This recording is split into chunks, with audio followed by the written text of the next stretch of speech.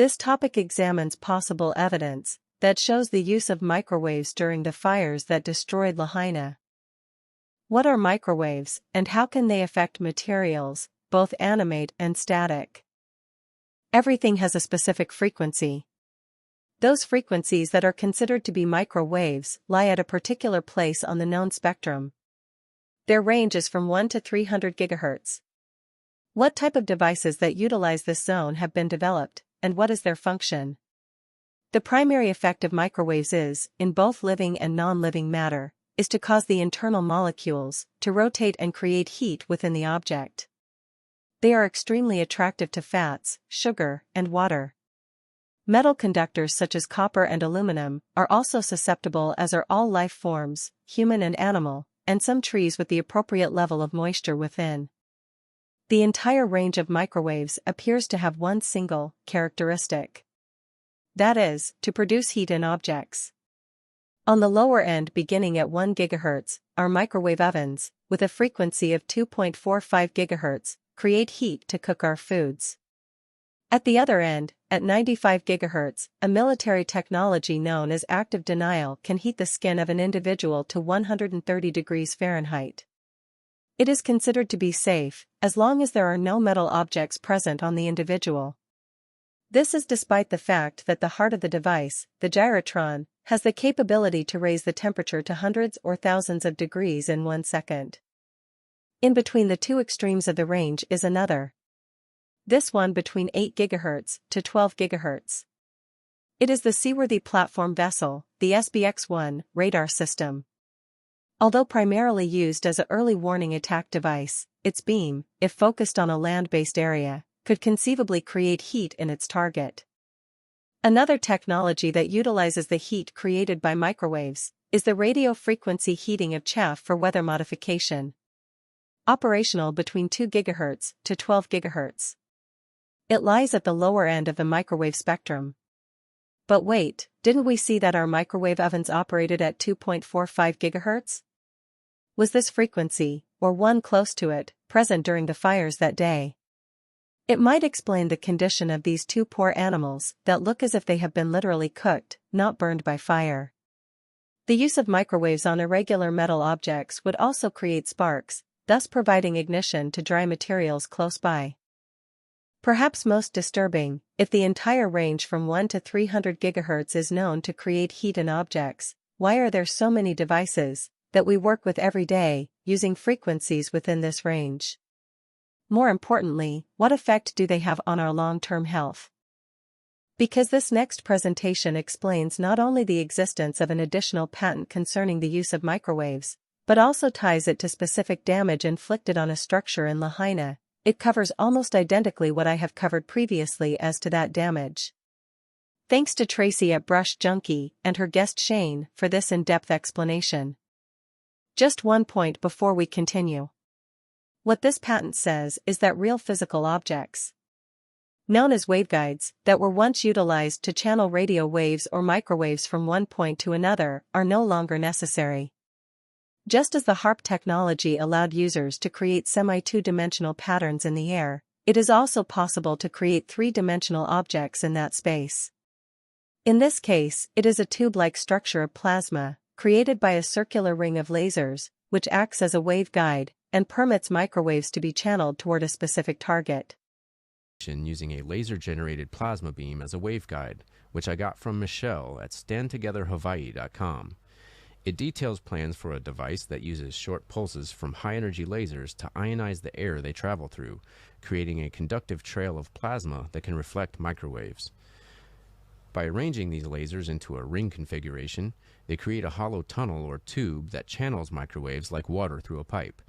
This allows the microwaves to be contained within the beams without spreading out like they normally would.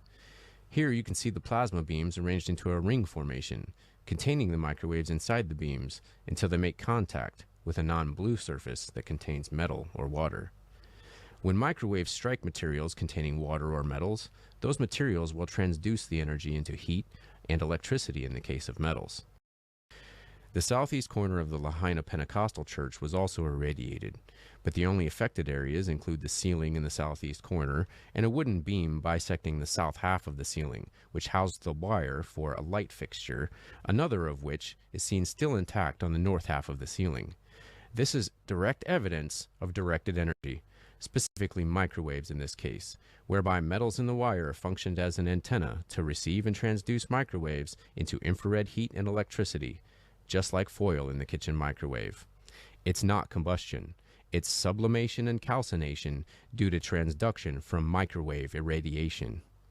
Thank you, Tracy and Shane, for that observation. It is certainly an excellent indication that there is a growing list of items that may have been affected by microwave technology, not the least of which were people, animals, cars, trees, and so on. In support of all these observations, the following may provide, once and for all, the precise evidence to complete this hypothesis. The next event concerns the fires in a particular location along with what has been interpreted as smaller explosions and a rather strong one, accompanied by some odd fireworks. The exact site is a community located along Hanoa-Pilani Highway, across the street and near to the small church, whose roof was slightly damaged. The event you will see takes place at the two-story house on the left in this first image, about 25 to 30 feet in the air. In the second image, you will see that the road that runs by the area has a guardrail on both sides. Telephone poles are situated along the right side of the road. Although there is much more video indicating small explosions and explosively burning fires, the clip has been shortened to show the main event.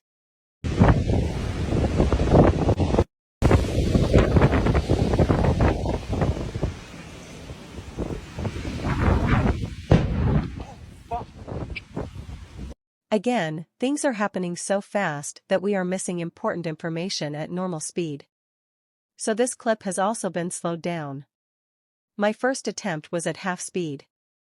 This is what actually happened. The sound of the explosion preceded the formation of what appears to be a two-part tube, existing some 25 to 30 feet off of the ground, in a horizontal configuration. The outer shell is yellow, with the interior being white, indicating a possible temperature of 2,700 degrees Fahrenheit. Across the road, there are 3 lights, 2 blue ones and 1 green one, reflecting off the left guardrail. Whether or not the two items are related cannot be established. As I was processing the video, by slowing it down by using various speeds in an attempt to locate potential data, the following audio was found.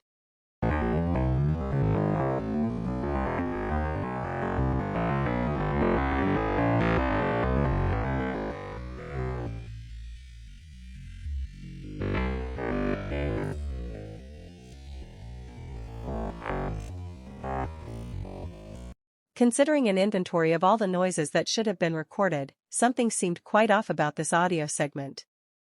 Aside from small explosions, the noise of the fire itself, someone talking, etc., the main sound should have been the wind. Let us see if we can glean any specific data from the spectrograms of this hypothetical signal in the audio.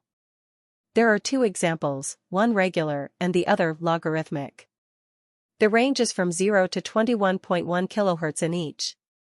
It is interesting to note that the bottom range from 0 to 100 Hz encompasses all the frequencies that our brain uses to function properly.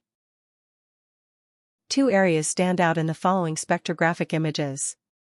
One is this logarithmic image of the audio that clearly shows, at the very bottom, the range of frequencies corresponding to the brain's delta zone. This zone concerns deep sleep and lies between 0.5 to 4 Hz.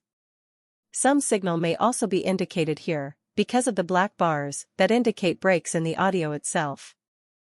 There is a fascinating correspondence between the operating frequencies of the brain which lie between 0.5 and 100 Hz, and natural Earth frequencies known as the Schumann resonances, that lie between 7.8 and 45 Hz. This interdependence has a unique and amazing potential. As explained in an article concerning this relationship, and I quote, "The electromagnetic activity of the human brain occurs at the same strengths and frequencies as the Schumann resonances, allowing for information transfer between the geophysical and human EM fields, if the two systems are able to phase lock." So looking at where this possible signal may be active, the question is this. Could a strong frequency between 0.5 and 4 Hz be externally generated that would cause the brain to forcibly enter the delta state, i.e. cause them to fall asleep? This question is posed because it was stated by search and rescue personnel that many individuals' remains were found in or around their beds after the Lahaina disaster. A secondary signal may lie around 1.5 kHz or 1500 Hz. A preliminary search of devices that operate around that frequency yielded a hint of possible satellite communication involvement. That possibility has to be investigated further. So, what of the trees? Why so many appearing as if they had been consumed from the inside out? Why so many actually shown in video captured that day, burning on the inside, with the ground beneath smoking and roots actually also burning? It was moisture content. Remember the microwave characteristic of being attracted to fat, sugar, and water molecules, or in other words, moisture content. There is also another effect that has not been considered. Certain molecules do not absorb microwaves. Those molecules are a subset of organic substances. Tree leaves are organic, which when observed as not having burned in some species of tree during this fire, again points to the use of microwaves. This also explains why, in some areas, even though the fire swept through and destroyed everything else, certain pieces of wood, or wooden structures, remained unharmed.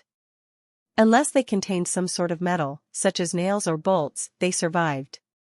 Why? Because their moisture content was either so low, or it was non-existent. The use of what is known as kiln-dried wood probably saved the material from catching fire. For those of you that are skeptical, don't take my word. Nor should we listen to the talking heads that regurgitate whatever text is on their teleprompters. Let's see what a real expert, an arborist of some 48 years, has to say about these fires. Here is an interview between Michelle Melendez and Robert Brame, a longtime arborist and expert. All right. Aloha, everyone. Michelle with Blossom Inner Wellness and StandTogetherHawaii.com. And I am so excited about interviewing Robert today. He has been, most of his life, he's been a botanist. For 48 years, he's been studying plants and trees. And I'm going to actually let him give you his background. But we're going to be talking about, he's also been studying, how many locations have you gone to or pictures have you studied over the past, 7 years? You gave a number when I saw your interview last. I've been to 38 fire aftermaths, mostly in California, a few in Southern Oregon, and taken 107 trips to all of them. So I've done a lot of footwork collecting evidence at every site, except perhaps 3 that I deemed were normal forest fires that we know of. All the rest were something else. Wow. So yeah, something else. So and then became an arborist for 20 years and let that lapse because I was going beyond some of the areas they wanted to talk about, and reclassified myself with my own term, forensic arborist, because that's what I feel I am now. I've been to 38 aftermaths, like I said, and 107 trips to all these in the last 7 years. And somewhere along the line, I was designing a hike up north in Santa Rosa, maybe an hour away. And some pictures came up on the internet that didn't compute to me. And when I share my screen here, I'm going to show you some of those. So that was about 7 years ago. 7 years ago. You saw a fire and you're just like, what? That doesn't look normal. So just go ahead. Share your screen. This came up on my computer screen because I'm looking for hikes and waterfalls and such. And this came up, and yeah, all the houses are missing their white ash, but what are all the trees doing there? Many of these are pines and eucalyptus and very flammable leaves. It just made no sense to me. I've got a background of cooking on campfires for my entire adult life, from sea level to 13,000 feet in the Sierra. I've burned everything, and everything burns in a tiny campfire. And this is a horrific firestorm, they said. Why are all the trees still there? When I see forest fires, the trees are burned up. The needles are gone. The twigs are gone. Many of the branches are gone. Sometimes the trunk is burned down halfway or all the way to a low stump, and even holes in the ground. That's the way they burn. No exception. They don't leave their needles on there. With their needles on there, how do we even call it a forest fire? the forest didn't burn. So I saw that, and shortly after my journey, I saw this picture on the internet from a drone possibly, and I see these buildings, a Jack in the Box, McDonald's, and a gas station, and they're just completely burned, leaving only metals and stone. But what I see is the trees. All three species here are in the poison oak family: Chinese pistache or pistachio, African sumac, and Brazilian pepper. I'm sorry, Peruvian pepper, which is now called California pepper. All of them did not burn. And how did a fire cross a freeway? This is Highway 101 in the Santa Rosa area. You got 200 yards of no trees before you get to these buildings, but yet they burned and nothing else. And anybody who's gone to a fast food, you notice there's no wood showing. It's all plastics and metals and slate and terracotta and newer building materials. Fires don't just start on these types of buildings, but yet there's the pictures. Even with the ambient heat from these buildings, it didn't do much to the trees. A few are brown, but I cannot say the trees burned up. And this happened again and again and again. And so I started analyzing fires everywhere. And somewhere along the line, I finally found a YouTube video of John Lord and Matt Dakin, who analyzed Paradise, California on 3 different occasions. And who are they? They're both 30-year fire captains, one out of Petaluma and one out of San Ramon. They were good friends, and they saw what I saw. They did 5 good videos with Shelley. You can find them on YouTube. And they saw all the anomalies that I saw. So I left them a message on YouTube. They got back to me, and we got together and showed them all my work, and they said I was exactly right. And then over the last 4 or 5 years now, I've been educating them on what trees actually grow in California, which ones burns and which ones don't. Sadly, a year and a half ago, we lost John. He died of different types of problems. But they gave me a good start and introduced me to a lot of folks that know what's going on in these fire scenarios. So what do you think is going on in these fire scenarios when firefighters or captains are questioning things just the same as you are? Yeah, when they get out and question them, not many of them, I think, will speak up. Yeah. Because they're afraid of retribution somehow, either getting fired or something worse. Many of the top fire people know exactly what's going on. When you don't see the forest burn, but yet houses are, and some of these materials don't burn, you have to ask your question, what is going on here? And many of the fire captains and other workers have said, we've never seen fires like this, or the fires were so hot we couldn't even get close to them to put them out. And they were also very hard to put out. And so over the years, I've come to different conclusions. I believe most of these fires are microwave based. They're not normal wood fires that we know of. And I'll get into that later here. Okay, thank you. Let's see. So look at your organic matter. What kind of forest fire forgot all the trees? It's working. And you said something about the eucalyptus before we started. Yeah, eucalyptus is one of the most flammable or combustible leaves I know of. Here in the States, California, we have many species. And the blue gum is the one I see the most. I can pull the leaves off the tree, green, take a cigarette lighter and light them on fire every time.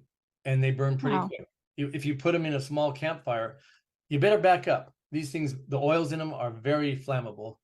And also your California bay tree, which is in your laurel family, along with camphor trees and avocado trees and many others. The California bay tree has a ton of oils. When I'm camping in the Bay Area, these are different parks, and I can hardly see my campsite. I want to find my way back to my tent. I grab some of those leaves, put them in my little campfire. Instantly, I've got big flames everywhere. In 7 years now, I've not seen one leaf of either species burn. Any eucalyptus species and any of the California bay leaves, even when the leaves are hanging down on the ground where the fire is, they're not igniting. Oh my gosh. So I'm curious about that, because you said microwave waves to create fire creates such a hot fire. That's so interesting of why they wouldn't burn, but that's a whole different topic. Go ahead and keep going. All I can say is they don't recognize the organics, even though they're super hot. They seem to be much hotter than our regular wood fires, but for whatever reason, they're not recognizing organics. They turn everything brown. They suck the water out of it like it's in a microwave oven in your kitchen, leave them brown or a light shade of green, but it will not ignite them unless they're in close proximity to metals. Or you're talking about the fire. The fire right. doesn't recognize That's right. the eucalyptus organism. The Right. Oh my gosh, the organics of that organism. Yeah. Wow. It has to be in close proximity to your metals, whether they're ferrous or non-ferrous, like aluminum, or creeks and water. And I heard along the shore here, the water was on fire, and they made up a lame excuse that there's oil and diesel and all that. No, the water itself was on fire, and I haven't seen pictures of it, but I've already heard that. So your creek beds around here in California, I've noticed all the creek or water-loving trees have burned from the inside out, cooked like in a microwave. And these are willows, cottonwoods, alder, birch, maple, madrone, and many others that really want to be close to a creek. Not one leaf will be burned on them, even when the leaves are on the ground, but they'll cook from the inside out where the highest water amount of holding capacity would be. Pines and more flammable trees are doing the same, but at a slower rate, even though the sap in many pines is more combustible than the water lovers by far. They're kind of last to burn. The needles will be brown everywhere, but they're not burned up. That's true. And I want to start on, this is in Maui now. I've taken some of the pictures off the internet here. So none of these Maui pictures are mine. And I'm going to expand on every one of these pictures. And this is the same stuff exactly that I've seen in California. No different, all the same fire footprints, things that don't make sense. Here, a home's on fire and nothing else. And I believe that's because of all the metals, whether they're ferrous or non-ferrous, that are in a house. These things get hit, they burn, and it's rare to see a tree burn or any plant unless it's in very close proximity to the house. And I mean 10 or 15 feet. Here you look at all the houses, they're white ash. Where's the black? Where's the carbon? It's rare I see black. So you're thinking intense heat. Well, why are all the trees still there? They're a little thin, cooked again. Wow. I'm sure every one of them's dead. Perhaps some of the palm trees will come back. A palm tree is easy to light on fire. We've had a few car fires around here on the freeway or in a residential under a palm tree. They burn up in a second. They're like grass. They're thin with a little bit of dead fronds on them. They'll burn in seconds. Yet I look at them, they're kind of super wilted. They turn black, which I see that often. There's a black color to all these dead trees. Leaves are black like a slow cooked marshmallow on your fire. It's kind of turning brown and dark black. And then if it doesn't ignite, these leaves just kind of wilt and turn dark colors. Another anomaly. They should all have been gone. With this kind of heat, everything should have been gone. Should have been stumps of trees. That didn't happen. And it should be black, not white. That's right. Out of these 38 aftermaths I've been, 35 of them I deem were unnatural fires. Every house I've seen burn up, all of them have been burned to the ground, white ash. I have not seen much of any black anywhere. Once in a while, a 4x4 or something that's black, but they're all white ash, leaving walls, brickwork, stone, and metals. Everything else is completely gone. Many materials will not burn. And I have a saying I made up. All the materials that didn't burn should have, and all the materials that did burn shouldn't have. At this point, it becomes necessary to verify one of the statements just made by Robert. He stated that residents reported that the water was on fire. I also saw reference to that situation. It may sound incredulous, but GOES satellite imagery seems to show that condition. This side-by-side image shows a blue line that indicates the shoreline along the coast of Lahaina. The data collected shows two distinct zones in the water, one red and the other orange. These colors signify a warm and very warm fire respectively. Even if you disbelieve that there was actual fire, what was heating the water, only in specific areas, that registered on the satellite sensors as being a fire. Again, residents that jumped into the water that day to save themselves, reported that the water was actually hot. What was causing it to be heated, but only in certain areas? Now, we have heard from an expert that what has been covered so far is accurate. None of this information has been examined on mainstream media, nor was it considered in the Attorney General's investigation. See the link below to watch their entire presentation for additional information. The effects of microwave use are everywhere to be seen during, and in the aftermath, of the fires that swept through Lahaina. It should be clear by now that beginning on 9/11, a new technology which led to a different type of fire was being observed, particularly in the so-called wildfires that have plagued not only the United States, but also throughout the larger areas of the world. After examining multiple images of the total damage on that day, one overall statement can be made. Anything that was either composed of metal, or had metal parts within, did not fare well at all. One of the more obvious recipients were vehicles. Here's a look at what may have caused some of the vehicle damage. Part of a trove of communications and events, assembled by the Attorney General's investigation, this entry caught my attention as I scanned the hundreds of individual entries in a spreadsheet provided online. The location is Ku'aialua Street, logged in at 15:31:46, which is just shy of 3:32 p.m. on the 8th. The text reads, "Fireball behind house, got out of area." This is the same area where we were introduced to the type of damage that was done on cars by the so-called wildfire, by Eric West, in one of his first videos. What were the firemen describing in the moment? Was it an actual ball of fire? If so, what was its size, and how was it created at that particular site? This is a crop of a larger image that was captured as the fire swept through the Komomai area. Is this what the firemen saw at the other site? Does this constitute what they described as a fireball? Or was it the same one that simply moved from one place to another? Or is it, perhaps, a snapshot of an ongoing process that first continually heats the object, causing it to eventually burst into flames because of materials with low flash points? This concludes our discussion of the use of microwaves, in use during the fires at Lahaina during 7 through August 9. The evidence on the ground is overwhelming. The only item left is to establish the delivery method that was utilized that day. Was it accomplished by the odd circular patterns over the area? Was it delivered by one of many satellites that pass over the islands on a daily basis, belonging to any number of political entities, both state-run and perhaps even private? Make no mistake about it. Put aside for a moment any thought of politics, religion, or any other thought that has been drummed into our heads by corporate media, and take a look at what is happening worldwide. Is the assault on this earth caused by nature, God, or technology? One need only look at the current Hurricane Beryl's development to see the answer to that question. Cat 3 to Cat 5 in no time at all, with a little help from some trillion-watt lasers. Not sure we were supposed to see this, but it is there nonetheless.